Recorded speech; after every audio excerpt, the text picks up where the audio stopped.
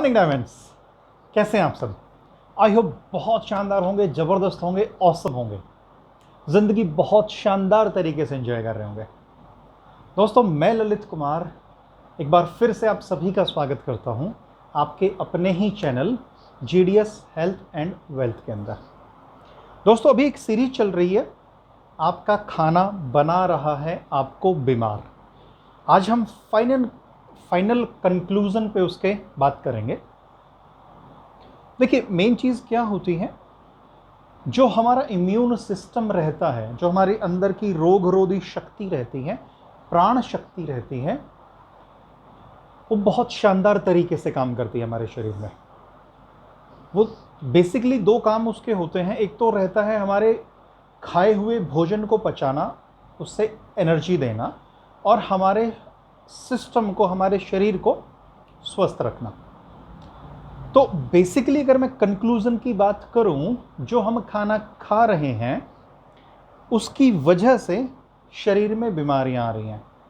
Main जो reason है कि भाई हम आवश्यकता से अधिक खा रहे हैं, जिसकी वजह से जो हमारी प्राण शक्ति है, जो हमारी जिसे कहते हैं रोगों से लड़ने वाली शक्ति है, उसको खाना हजम करने में ही ज़्यादा व्यस्त रहना पड़ता है, जिसकी वजह से वो शरीर को साफ नहीं रख पाती, कीटाणुओं से लड़ नहीं पाती और शरीर बीमार रहता है।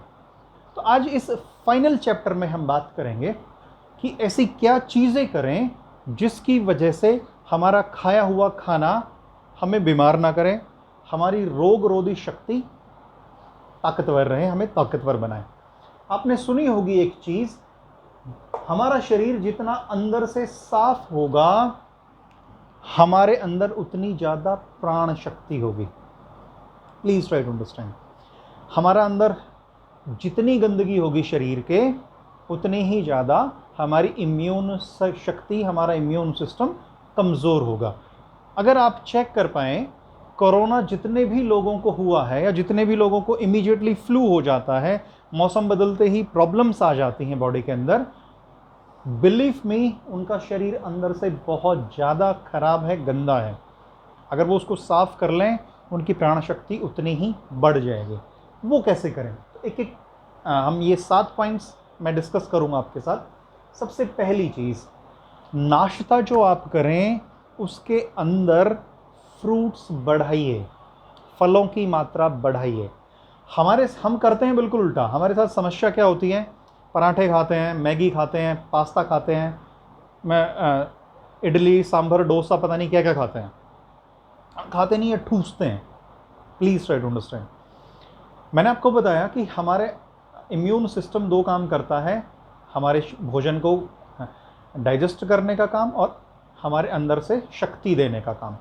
तो जब हम हैवी चीज़ें खाते हैं, हैवी इन द सेंस की, यानी मैंने लिखा हुआ है मैदा की बनी हुई चीज़ें, तली हुई चीज़ें, बहुत ज़्यादा चीनी की बनी हुई चीज़ें, सफ़ेद नमक। हमारे सबकी आदत है कि हम सलाद पे नमक छिड़कते हैं, हम कोई भी अमरूद वगैरह उस पर नमक छिड़कते हैं। सफ़ेद नमक बंद कर दीजिए। बहुत ज़्यादा गलाई हुई सब्जियां, फल मतलब कुकर में गलाते जा रहे हैं, वो चीज़ें अवॉइड करिए। ये ऐसी चीज़ें ना खाएं। जब आप इन चीज़ों को नहीं खाएंगे, आपका सिस्टम अंदर से साफ होता चला जाएगा, और जब आपका सिस्टम अंदर से साफ होता चला जाएगा, आप स्ट्रांग होते चले जाएंगे अंदर से। दूसरा पॉइंट, एक जापानी साइंटिस्ट हैं डॉक्टर योशिनोरी ओहोसुमी, इनको नोबेल प्राइज मिला है डायमंड्स। जानते हैं क्यों? क्योंकि इन्होंने उपवास की थ्योरी दी है। मीन्स सर कहते हैं कि आप अगर हफ्ते में एक दिन भोजन नहीं करेंगे, सॉलिड चीज़ें नहीं खाएंगे, आप हेल्दी हो जाएंगे। हमारा आयुर्वेद हज़ारों सालों से कहता आ रहा है ये चीज़। हमारे यहाँ देखिए, हमारी परंपरा में देखिए, हिंदुओं के अंदर बहुत सारे त्यौहार होते हैं, व्रत होते हैं। एकादशी का आप देख लीजिए, लोग सोमवार का, जैसे श्रावण मास था तो सोमवार के उपवास किए। मुस्लिम्स में आप देख लीजिए, वो लोग भी अपना रोज़ा रखते हैं। तो उसके पीछे वैज्ञानिक कारण यही है कि शरीर को मैंने बताया ना कि जितना हम कम खाते हैं हमारा जो इम्यून सिस्टम है हमें अंदर से उतना स्ट्रॉन्ग करता है, शरीर की सफाई उतना अच्छे से। तो इन साहब को इस थ्योरी के लिए नोबेल प्राइज मिल गया। सोचिए आप।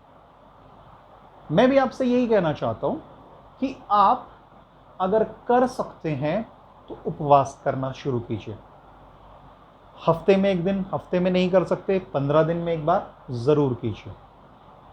इफ पॉसिबल पूरा दिन कुछ मत खाइए। आप सिर्फ नींबू पानी ले सकते हैं, नारियल पानी ले सकते हैं, गुनगुना पानी लीजिए। नेक्स्ट डे आप देखेंगे आप पानी पीजिएगा, जितना आप ज़्यादा से ज़्यादा पानी पी सकते हैं, आपके अंदर की गंदगी एकदम से, आप जब वॉशरूम जाएंगे अंदर की गंदगी बिल्कुल निकल जाएगी।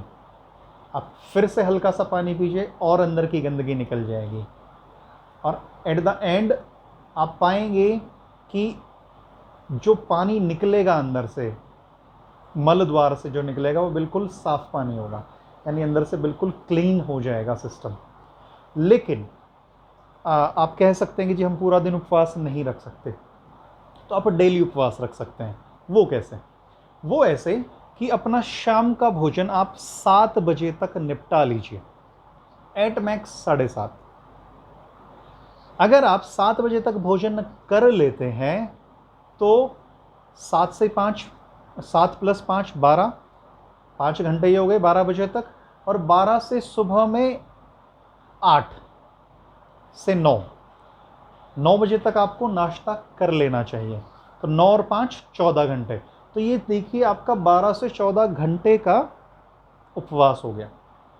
अगर आप 7 बजे भोजन कर लेते हैं तो ये जो 14 घंटे का उपवास है ये भी शरीर को बहुत। लेकिन यहाँ पे आपको एक चीज़ ध्यान रखनी है डायमंड्स, कि रात को बहुत ज़्यादा हैवी भोजन नहीं करना चाहिए।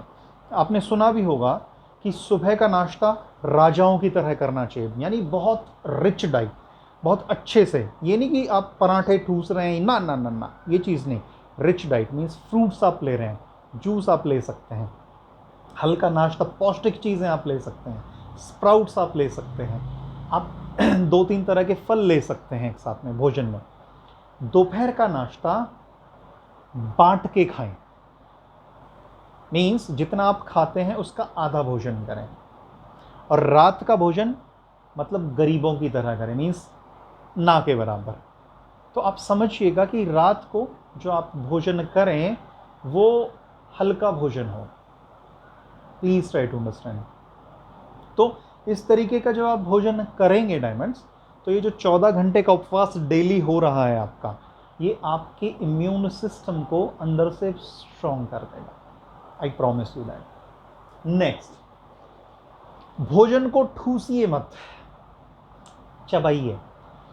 आप रोटी लीजिए, रोटी के टुकड़े कर लीजिए, कम से कम 12 से 13 टुकड़े कर लीजिए एक रोटी के, और हर एक टुकड़े को कम से कम 45 बार चबाइए, कम से कम 45, प्लीज।